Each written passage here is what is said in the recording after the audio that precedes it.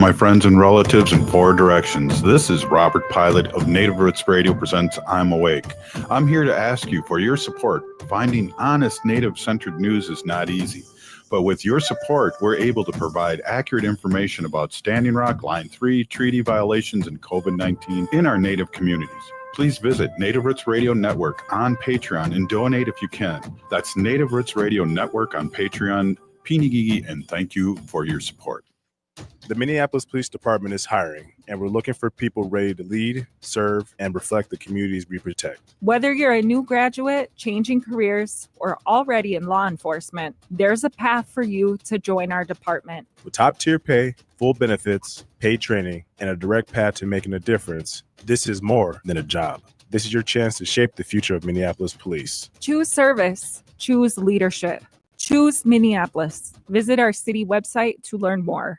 After 20 years of service, the Metro Blue Line is ready for essential improvements. A multi-year transformation is on the way, bringing a better, smoother Blue Line experience. Renew the Blue will preserve and protect a critical piece of our infrastructure investment, helping it remain a safe, reliable, and affordable transit option for many years to come. Learn more about Renew the Blue at metrotransit.org/renew-the-blue. Metro Transit, Renew the Blue.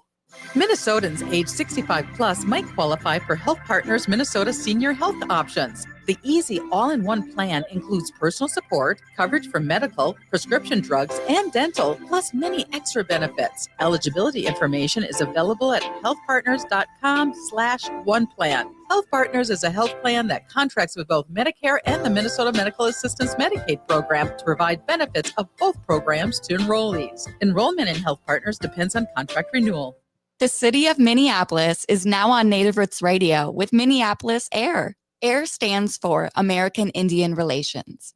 Guest host Christine McDonald talks to people about important things affecting the city's Native communities. Minneapolis AIR dives into topics like public safety, public health, elections, and so much more. Tune in to Minneapolis AIR on Native Roots Radio from 5 to 6 p.m. on the second Wednesday of every month, right here on AM 950. With your AM 950 weather, I'm Patrick Lilia. Tonight, showers and thunderstorms possible with a low of 66. Then Thursday, another chance of rain and storms with a high of 78.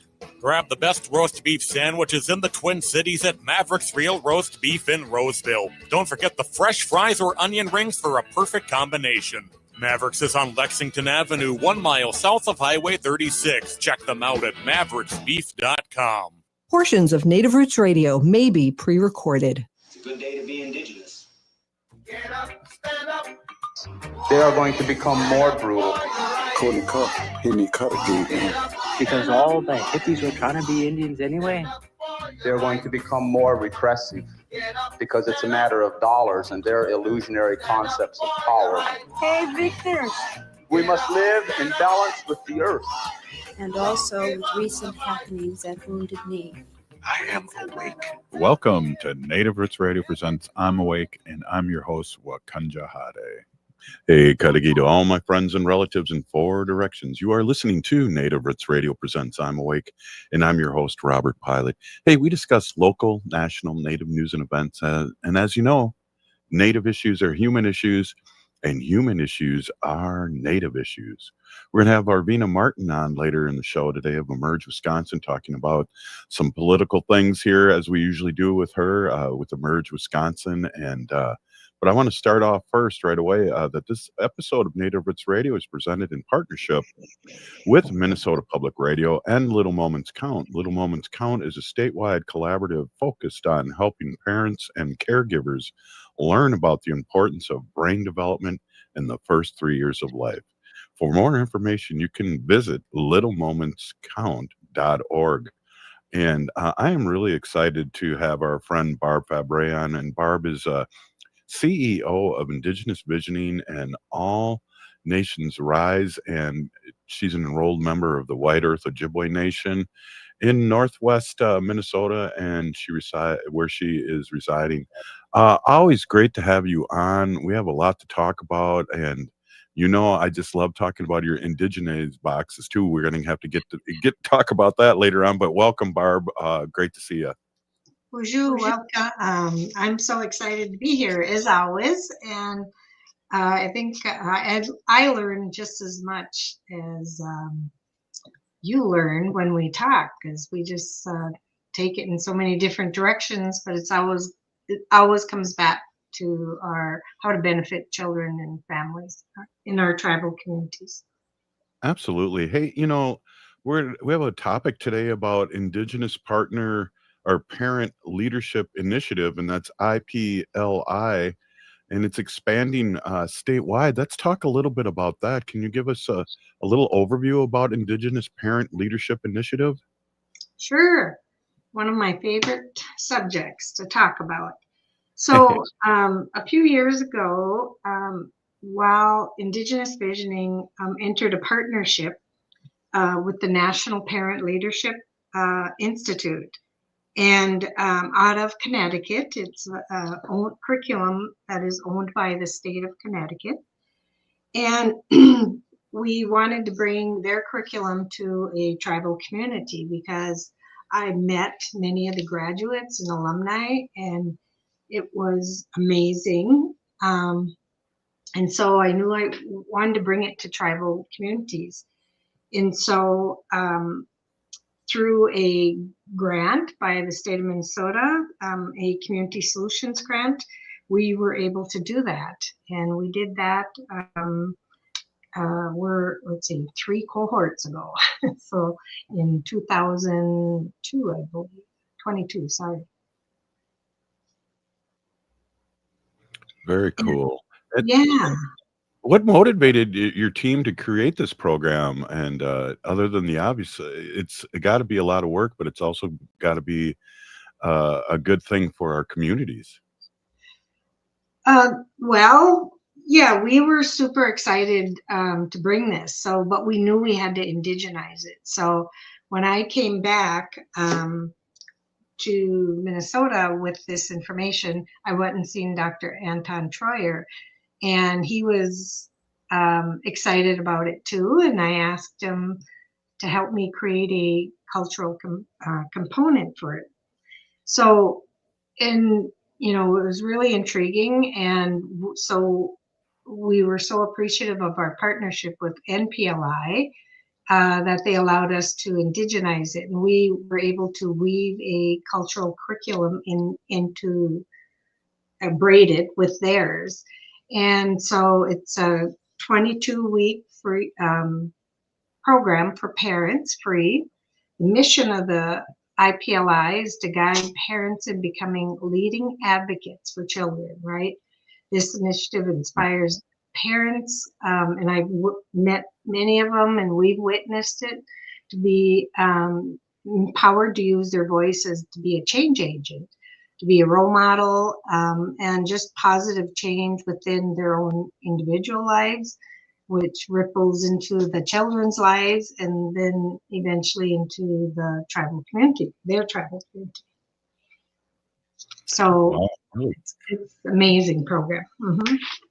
That is amazing. And, I maybe you can remind everybody, and I know and how important it is to include cultural aspects for our young ones. And, we know that for generations, a lot of that's been lost, and it's coming back in gangbusters, I feel like, in the last decade or so, Barb. Yes, I'm shaking my head. Yes. And it's exciting. Yeah. Yeah, I know. So I thought I better share. Totally agree. It's, and from early childhood on up, we did it in childcare, and then Head Start does it, preschool, and then a lot of public and private and tribal schools are offering it K-12, and of course tribal colleges and some university and state. So yeah, it is. It's exciting to see that. And so we know that culture is our protective factor, but it's also our healing factor. And so we knew that had to be a part of it. And from what we learned from the 3 cohorts, that's exactly what one of the best things they love about this curriculum is the cultural component. Well, in your opinion too, those are unique strengths that our Indigenous parents and grandparents and caregivers bring to the communities, but also to the young ones that are in the community. Oh yeah, so She's shaking her head again. Yes, I am. Sorry, habit. No problem. And I also talk with my hands, but nobody can see that but Robert. Yeah. I mean, if we're going to, who are the children's first teachers are the parents. And so, we spend a lot of funding on our teachers. Now we need to spend more on our parents and help them become, their child's best advocate. So that's what this program is all about, basically. Right. You're empowering parents now, and that benefits the children and the wider community, correct? Yes. Many of our graduates have gone, they're on committees, they're using their voice through committee work. They're on, local, state, national advisory boards, committees, and foundations. There's a few on the foundation, and they're just really empowered to use their voice. And the 22 weeks that they spend together, and they learn skills through the curriculum, and it's through a cultural lens, through the Indigenous cultural curriculum. And so, it's and every graduate or every parent that comes, they have their own personal passion. So whatever that is. And, and when they find that passion and they have these skills, then they know how to use them. And, we've got some great examples of how parents, the cohort parent and alumni parents, use their voice. Well, let's talk about that in the next segment here. Hey, this is the episode is Native Roots Radio, presenting in partnership with Minnesota Public Radio, Little Moments Count, and we are with our friend Barb Fabre, and you are CEO of Indigenous Visioning and All Nations Rise, and we're going to be right back after this short break. Barb, ho! Oh, yeah. The city of Minneapolis is now on Native Roots Radio with Minneapolis Air. AIR stands for American Indian Relations. Guest host Christine McDonald talks to people about important things affecting the city's Native communities. Minneapolis Air dives into topics like public safety, public health, elections, and so much more.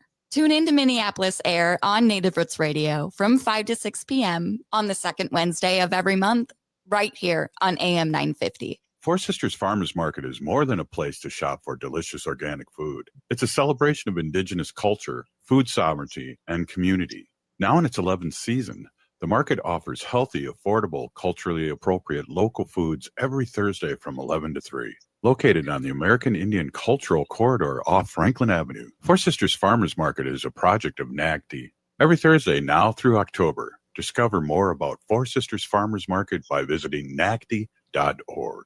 After 20 years of service, the Metro Blue Line is ready for essential improvements. A multi-year transformation is on the way, bringing a better, smoother Blue Line experience. Renew the Blue will preserve and protect a critical piece of our infrastructure investment, helping it remain a safe, reliable, and affordable transit option for many years to come. Learn more about Renew the Blue at metrotransit.org/renew-the-blue. Metro Transit, Renew the Blue. The Minneapolis Police Department is hiring, and we're looking for people ready to lead, serve, and reflect the communities we protect. Whether you're a new graduate, changing careers, or already in law enforcement, there's a path for you to join our department. With top-tier pay, full benefits, paid training, and a direct path to making a difference, this is more than a job. This is your chance to shape the future of Minneapolis Police. Choose service. Choose leadership. Choose Minneapolis. Visit our city website to learn more. I'm Lieutenant Governor Peggy Flanagan, and I want to be your next United States Senator, and you are listening to Native Roots Radio. Welcome back to Native Roots Radio presents I'm Awake, and this is Robert Pilot. Hey, welcome back, everyone.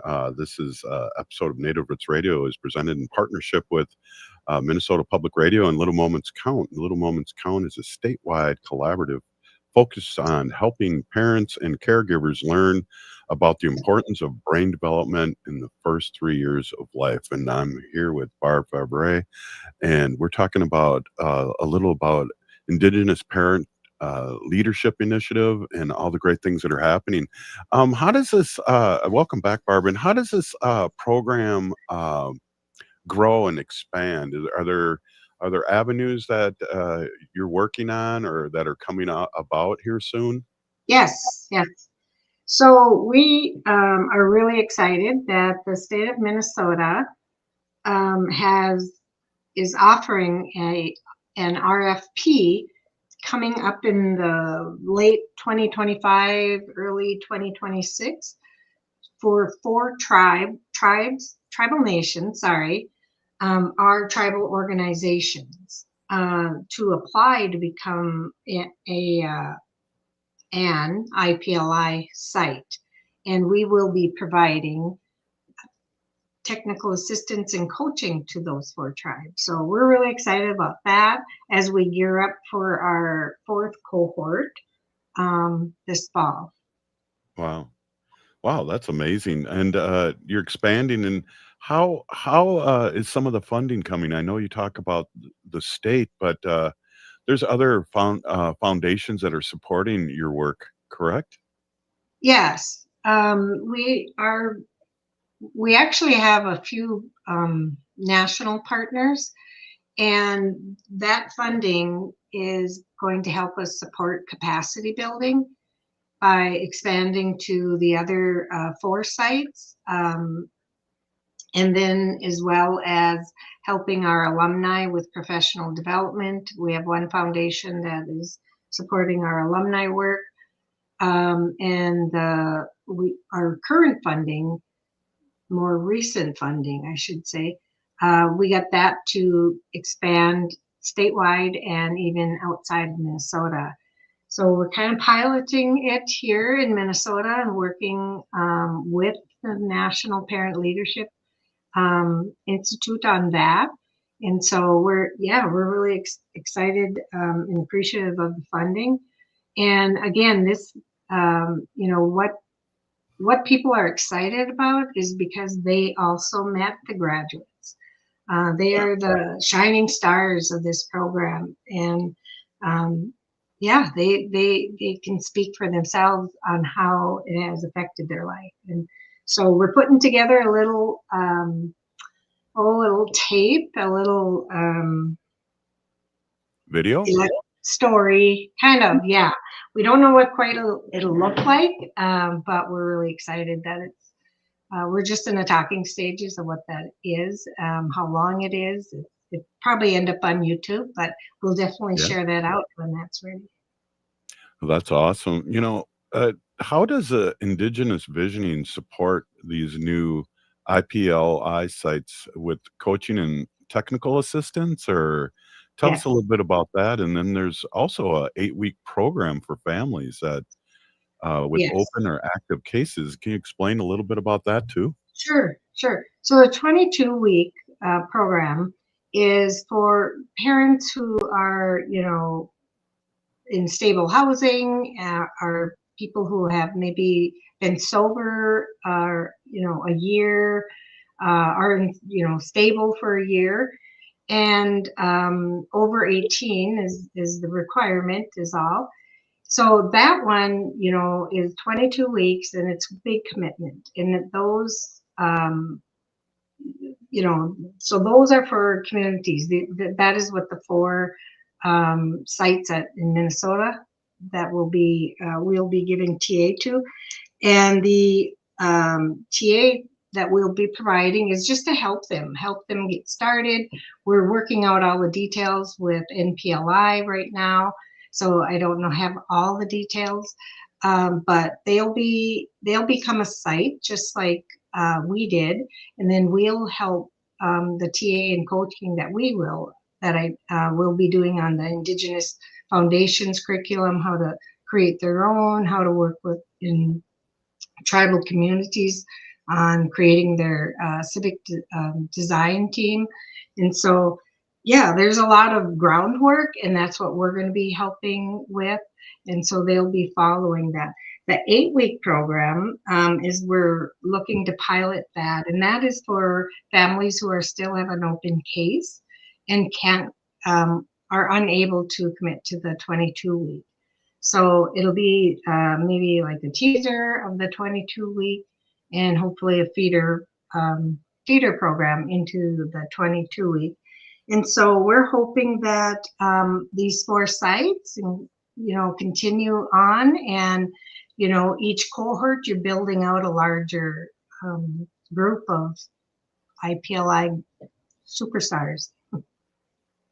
Yeah, that's no doubt. And I think we've been talking for like 3 years, you and I, on and off, haven't we?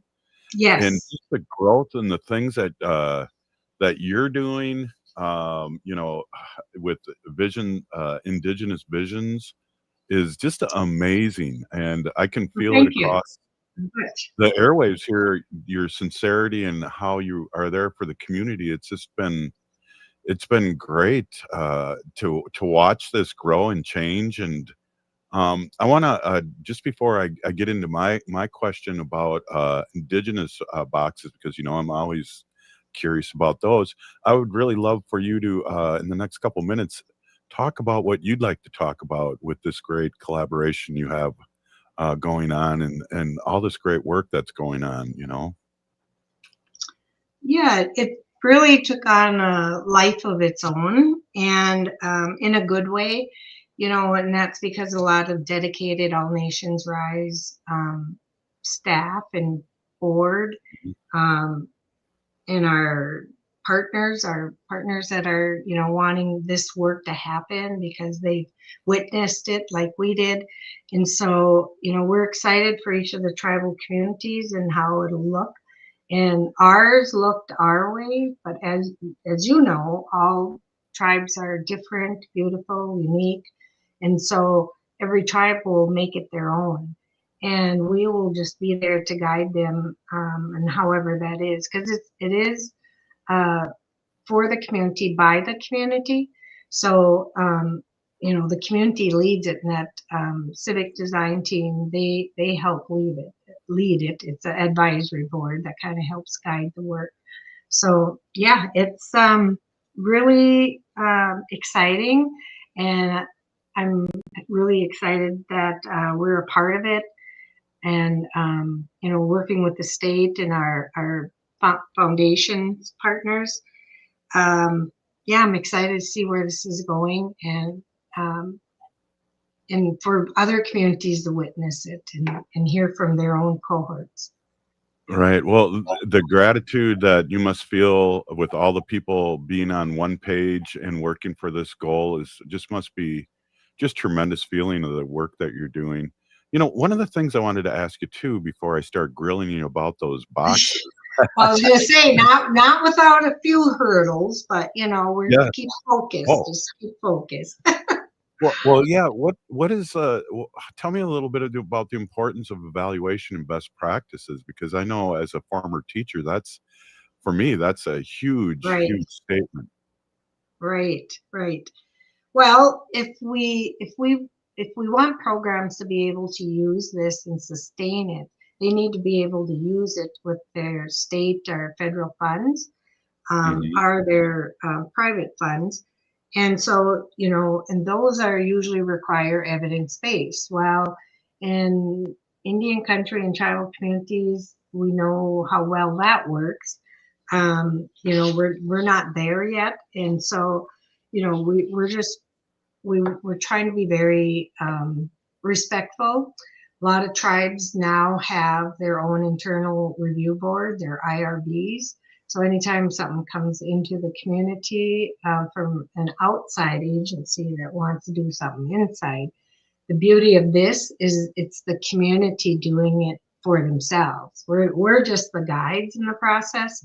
So it's the community creating it, and we're just guides again. So, it is really going to, I think, take tribal communities to another level. And we're just really anxious and excited to see the results. Wow. Barb Fabre is the CEO of Indigenous Visioning and All Nations Rise. Thank you so much for your check-in here, as always, with this episode of Little Moments Count, which is a partnership of Minnesota Public Radio. And gee, we didn't have enough time, but I'm still waiting for one of those Indigenous boxes to show up to my house. Oh, that's right. It's in the mail. It's in the mail, I promise. Right on, right on. We'll see you next time. Thank you so much. All right, take care. Hey, up next, Wabaman. hi, hey, Peony Gigi. Up next, Arvina Martin of Merge, Wisconsin. After 20 years of service, the Metro Blue Line is ready for essential improvements. A multi-year transformation is on the way, bringing a better, smoother Blue Line experience. Renew the Blue will preserve and protect a critical piece of our infrastructure investment, helping it remain a safe, reliable, and affordable transit option for many years to come. Learn more about Renew the Blue at metrotransit.org/renew-the-blue. Metro Transit, Renew the Blue. The city of Minneapolis is now on Native Roots Radio with Minneapolis AIR. AIR stands for American Indian Relations. Guest host Christine McDonald talks to people about important things affecting the city's Native communities. Minneapolis AIR dives into topics like public safety, public health, elections, and so much more. Tune in to Minneapolis AIR on Native Roots Radio from 5 to 6 p.m. on the second Wednesday of every month, right here on AM 950. Hi, I'm Peter Solak. And I'm Adam Ostrowski. We are here at Woodland Stoves and Fireplaces to talk about the joy of live fire cooking. Cooking over a live fire is the oldest and most basic form of cooking. What's new is in the way fire is handled and its heat is managed. It's easier to experience and enjoy the smell and taste of food cooked over a live fire. Woodland Stoves and Fireplaces sells and installs live fire grills, fire pits, and ovens. Let us help you experience the smell, the taste, the fun of cooking with fire. Pizza was first made and is still best made in an open fire oven. The radiant and conductive heat of a live fire is unmatched for wood roasting and baking artisan breads too. Come see the many ways you can cook over a live fire. Woodland Stoves and Fireplaces has over 35 working wood and gas units on display at the corner of East Franklin and Riverside Avenue in Minneapolis. More information at woodlandstoves.com. Find the fire that works for you. Woodland Stoves and Fireplaces. Out of the ordinary products and services since 1977. Hi, it's Mitch, owner of Junk Masters. Spring's the perfect time to get your space back and clear out those unwanted items. The best part? Just show us what goes. We are local and independent, just like AM 950. We provide residential and commercial services. Our landfill diversion program includes donating, recycling, and leveraging waste to energy whenever possible. You don't have to worry about a thing. We do all the work for you. Contact us for a free quote. There's no obligation. Visit junkmastersmn.com to get started today. Hey, it's Patrick for Zero Res. It's the start of our favorite season in Minnesota, football season. With all the hype and action this season brings, we know things can get loud and messy quick. Before you invite your friends and family over to watch the big game, you better call my cleaning heroes at Zero Res to clean up all of those fumble moments in your home. And as always, you can score a guaranteed touchdown with great savings from Zero Res this month. Carpet, tile, rugs, upholstery, every surface in your home can be Zero Resified. And this month you can get 3 rooms of carpet cleaned starting at just $129, plus $75 off an air duct cleaning. And don't forget about your dryer vent, too. Having Zero Res over will be a big victory for your home. You'll always come away a winner, even if the guys in the purple or the maroon don't. Call 952-ZERO-RES or go to ZeroResMinnesota.com and ask for the AM 950 special. Backward or forward spells the same. Zero Res. With your AM 950 weather, I'm Patrick Lilia. Tonight, showers and thunderstorms possible with a low of 66. Then Thursday, another chance of rain and storms with a high of 78. Grab the best roast beef sandwiches in the Twin Cities at Maverick's Real Roast Beef in Roseville. Don't forget the fresh fries or onion rings for a perfect combination. Mavericks is on Lexington Avenue, 1 mile south of Highway 36. Check them out at mavericksbeef.com. AM 950 KTN up, St. Louis Park, Minneapolis, St. Paul. I'm Lieutenant Governor Peggy Flanagan, and I want to be your next United States Senator, and you are listening to Native Roots Radio. Welcome back to Native Roots Radio presents I'm Awake, and this is Robert Pilot. Hey, welcome back, everyone. This is Native Roots Radio, and hey, we are here with our friend Arvina Martin of Emerge, Wisconsin, the executive director. Arvina Martin is the first Native person ever elected to Madison, Wisconsin's Common Council, and was elected vice president in 2020 by her peers. Arvina is an enrolled member of Ho-Chunk Nation, and I don't know if I should even mention the Stockbridge Muncie. I might just move on that, but no, and we're proud to Stockbridge fam. We are really proud to have Arvina on and talk a little bit about what's going on politically, and of course what's happening with Emerge, because as we've found out over the years of having Arvina on, Emerge is a powerhouse in Wisconsin and are winning elections, and just sign up and we'll talk more about that a little later. But Arvina, welcome. We're in Upside Down World. I wanted to just bring this quick thing up that I didn't text you about earlier, but I just saw by WPR, because we have NPR for Minnesota, and I guess you have Wisconsin PR, but this Van Orden guy is an amazing person because of two things. I heard nationally on a radio show this morning that he has two Facebook groups. One of them as a political person, and the other one's personal. And they don't match up with what he's saying to his people and also to his constituents. And he's lighting the fire, and he's also wants to put a bill out there that would cut off federal funds when employees celebrate political violence. Does that mean the president too? I wonder if that would qualify. I mean, certainly I'm sure he would think it would qualify if it was a Democrat in office. I mean, I'm just guessing. Yeah. So again, we're in the upside down world again here, and I just wanted to talk a little bit about, I believe it's getting a little frightening out there, especially with free speech and the way things are twisted around now.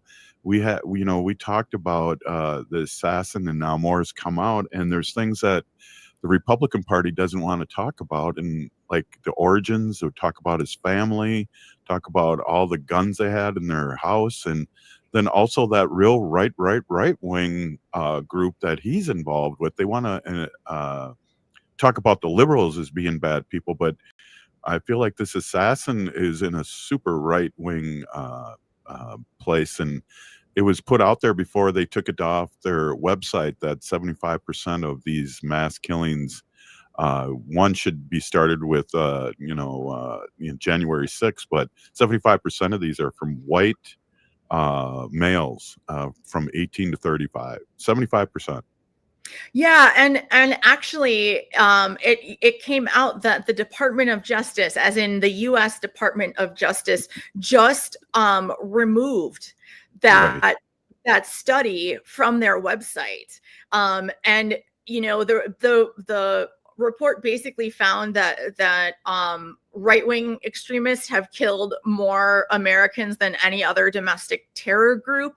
The study opened with, since 1990, far-right extremists have committed far more ideologically motivated homicides than far-left or radical Islamist extremists, including 227 events that took more than 520 lives. In that same time period, far-left extremists committed 42 ideologically motivated attacks that took 78 lives.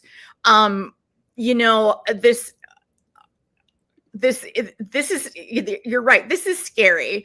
And I'm worried that we are going to be seeing this kind of removal of factual information from governmental websites, and not just like at DOJ. We're, you know, I'm afraid this is going to be happening at you know, under Secretary Kennedy, you know, them just removing studies that have been published that hurt their cause, that are correct, and have, you know, passed the muster in terms of like, is this study a, you know, a solid one in terms of like the research terms, you know, things that make a study a good one, which I'm blanking on at the moment, I'm sorry, but like making sure you have like a decent sample size, you know, correcting for bias and things like these,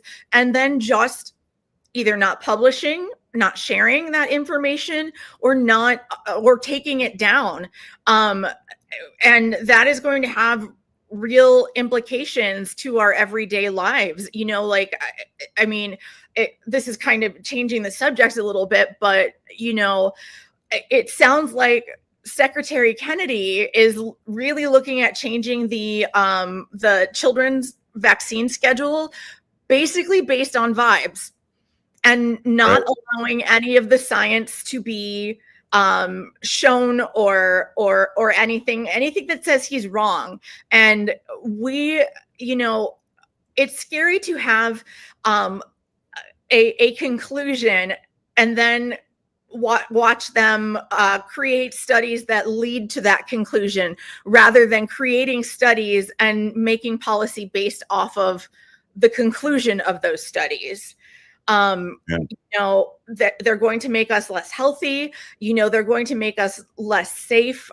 You know, I think that for a lot of people, hearing that, you know, right-wing extremists comprise the largest portion or largest percentage of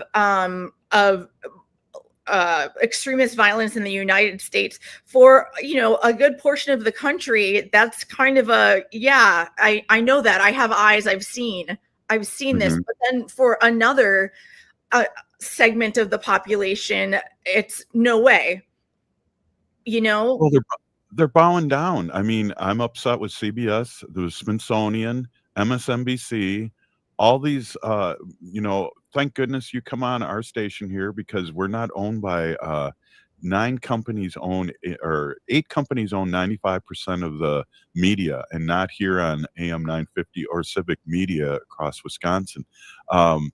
So we're blessed to be able to talk freely and not worry about any backlash or anything. But I just can't believe that, you know, these media and people like that are bowing down to this misinformation. The Washington Post, which, you know, isn't owned by a nice person anymore, but they fired somebody that just quoted what Charlie Kirk said. And, you know, there's teachers that are worried, you know, it's help.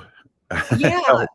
Oh, absolutely. You know, we have the vice president and the attorney general, you know, basically encouraging Americans to narc each other out over their Facebook posts to their employers so they get fired.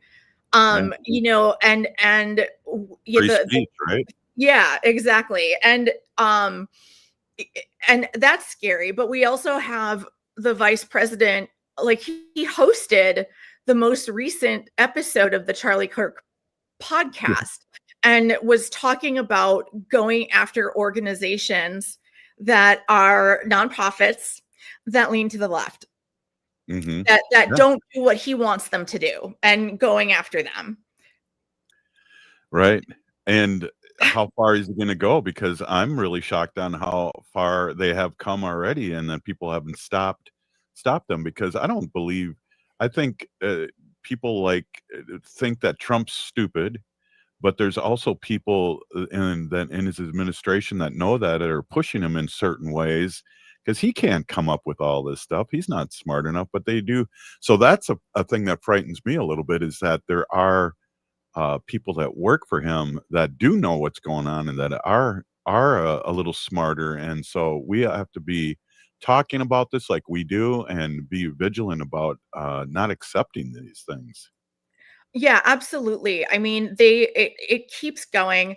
The Attorney General also talked about hate speech and coming after hate speech, and to people like perhaps you and I, hate speech would be something, targeting, queer folks, maybe trans folks, people of color, things, racism, etc. But that doesn't qualify. That's not hate speech to her. That's just a matter of opinion.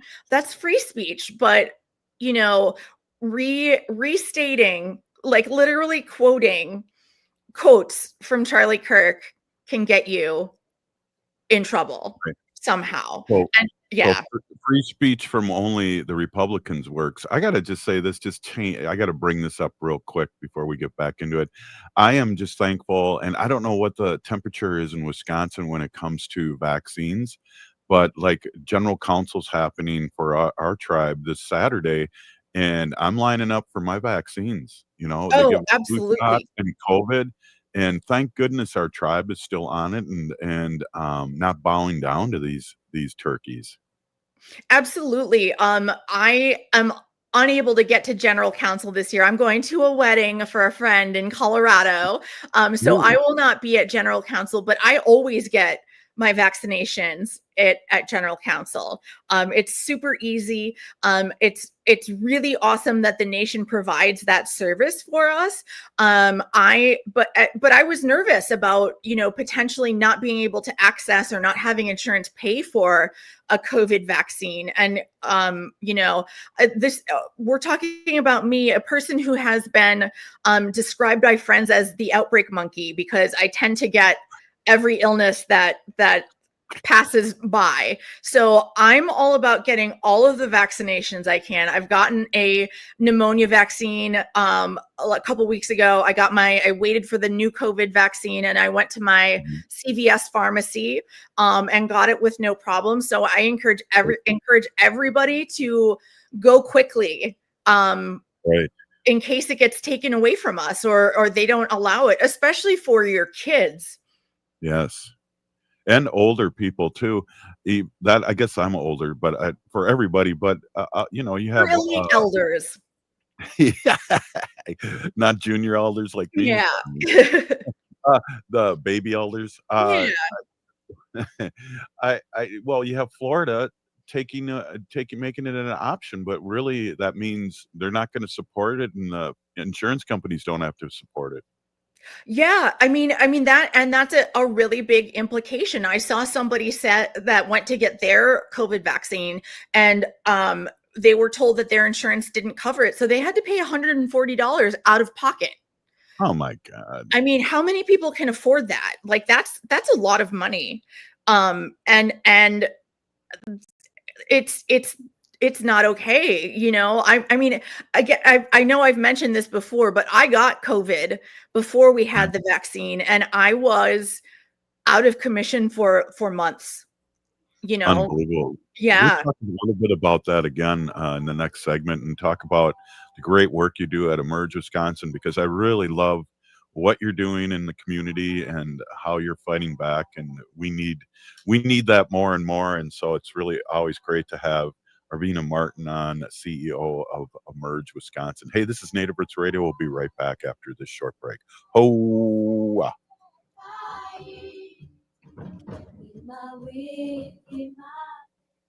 The Minneapolis Police Department is hiring, and we're looking for people ready to lead, serve, and reflect the communities we protect. Whether you're a new graduate, changing careers, or already in law enforcement, there's a path for you to join our department. With top-tier pay, full benefits, paid training, and a direct path to making a difference, this is more than a job. This is your chance to shape the future of Minneapolis police. Choose service. Choose leadership. Choose Minneapolis. Visit our city website to learn more.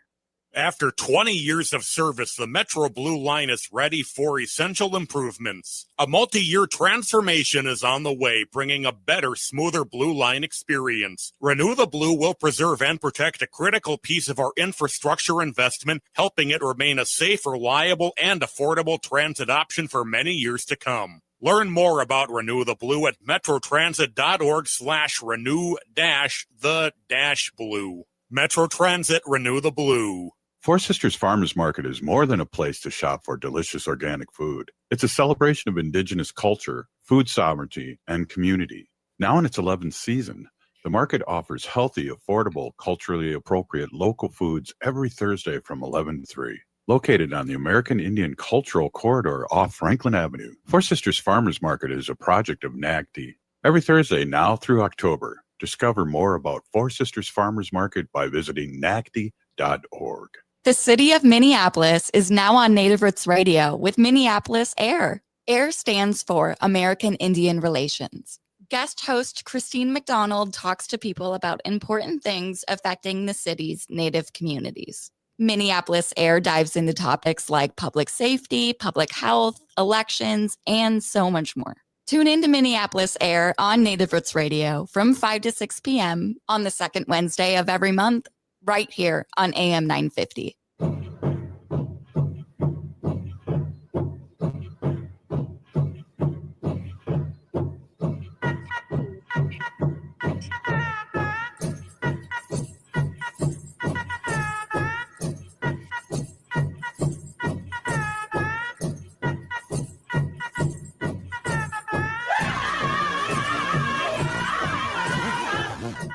Welcome back to Native Roots Radio presents I'm Awake, and this is Robert Pilot.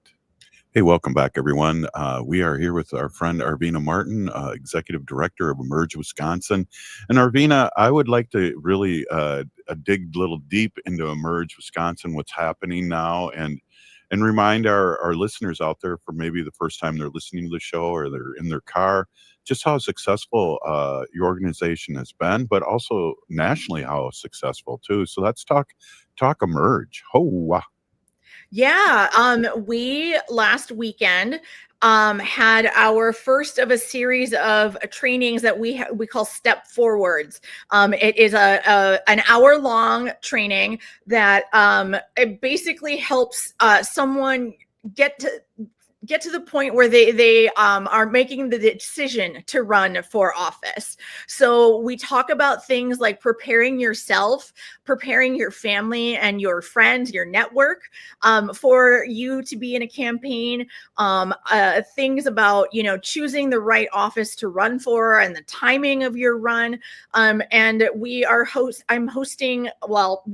as the organization are going to be putting on a few more of these. We've actually got 2 more scheduled, one on the 29th and one on the 30th. The one on the 29th is being hosted by the caucuses of the Democratic Party of Wisconsin, and the one on the 30th is hosted by Blue Sky Waukesha.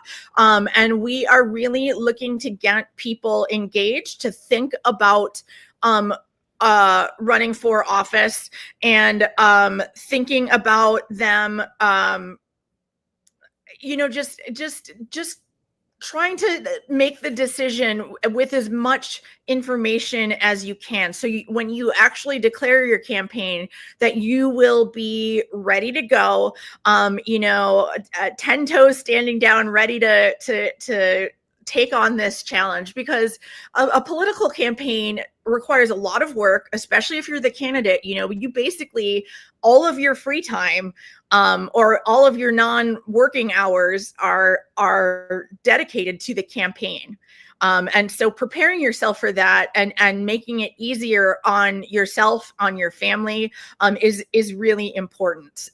So we're getting ready for those. The one that we had last weekend was really successful. We had folks across the 3rd congressional district join us for that initial training. That's very cool. I got to tell you this, Arvina, I don't know who I was talking to, I think today or yesterday. When you're a baby elder, these days melt together. So I'm not sure, but I was mentioning you and Emerge, and they were blown away by what you're doing.